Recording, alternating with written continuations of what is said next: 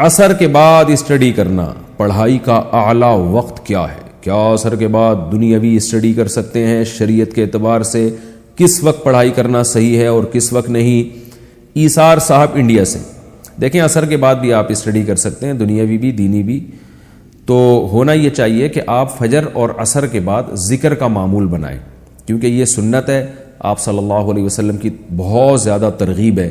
آپ صلی اللہ علیہ وسلم نے فرمایا جس نے چوتھا کلمہ لا الہ الا اللہ وحدہ لا شریک لہ لہ الملک ولہ الحمد وہو علی کل شیء قدیر 100 دفعہ صبح 100 دفعہ شام، چوتھے کا لفظ حدیث میں نہیں ہے، کلمہ ہے حدیث میں، کہ یہ 100 دفعہ صبح 100 دفعہ شام پڑھا اس نے، تو آپ صلی اللہ علیہ وسلم نے فرمایا کہ اس سے زیادہ کوئی نیکیاں کر ہی نہیں سکتا سوائے وہ شخص جو اس سے بھی زیادہ دفعہ پڑھے، اور بنی اسماعیل کے غلام آزاد کرنے کا ثواب ملتا ہے۔ اسی طرح تیسرا کلمہ ہے سبحان اللہ والحمد للہ ولا الہ الا اللہ واللہ اکبر۔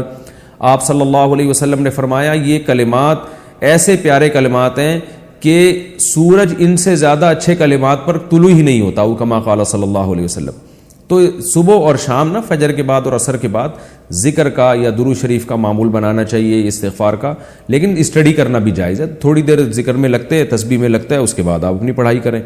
رہا یہ مسئلہ کہ شریعت کے اعتبار سے کس وقت پڑھائی کرنا بہتر ہے کس وقت نہیں ہے، دیکھیں اس میں شریعت خاموش ہے، کیونکہ یہ میڈیکل سائنس کا مسئلہ ہے، یہ شریعت کا مسئلہ نہیں ہے۔ تو میڈیکل سائنس اور جو ماہر حکیم ہیں وہ کہتے ہیں صبح کے وقت انسان کا دماغ بہت فریش ہوتا ہے، تو اس وقت جو چیز یاد کی جائے دماغ میں اچھی طرح سے بیٹھ جاتی ہے، دماغ فریش ہوتا ہے۔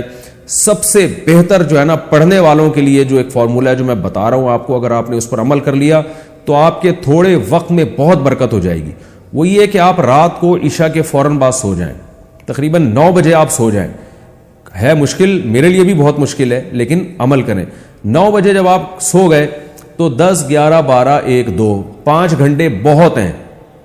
2 بجے آپ اٹھ جائیں، 2 بجے اٹھنے کے بعد آپ وضو کریں، تہجد کی نماز پڑھیں، دعا مانگیں، اس کے بعد آپ اسٹڈی کے لیے بیٹھ جائیں، مزہ نہ آئے پیسے واپس۔ اتنا فریش دماغ ہوگا آپ کا، اور اتنے کم وقت میں آپ بہت اچھا کام کر سکتے ہو، اسٹڈی کر سکتے ہو، آپ جو ہے وہ حافظہ آپ کا اس وقت بہت تیز ہوگا، اور صحت بہت اچھی ہونا شروع ہو جائے گی۔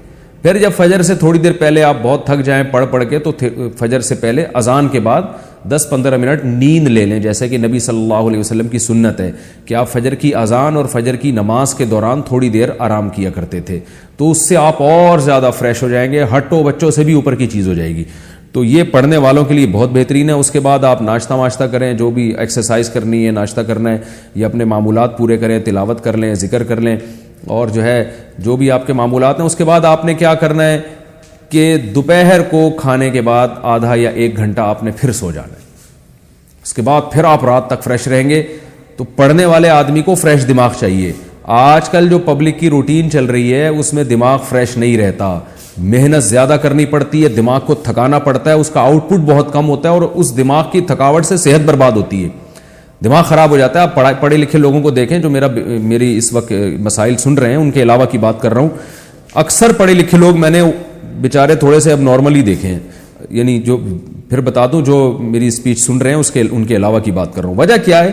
وہ دماغ کا اتنا غیر ضروری استعمال، اور تھکے ہوئے دماغ کے ساتھ پڑھتے رہتے ہیں، کھانا کھایا ہوا پھر کتاب لے کے بیٹھے ہوئے، تو وہ پیٹ بھی خراب، دماغ بھی خراب۔ تو یہ جو میں نے آپ کو روٹین بتائی ہے بڑی خاندانی قسم کی روٹین ہے، اس پر عمل کریں، مزہ نہ آئے پیسے واپس، انشاءاللہ بہت فائدہ ہوگا، انشاءاللہ بہت زیادہ فائدہ ہوگا۔ آسک مفتی طارق مسعود۔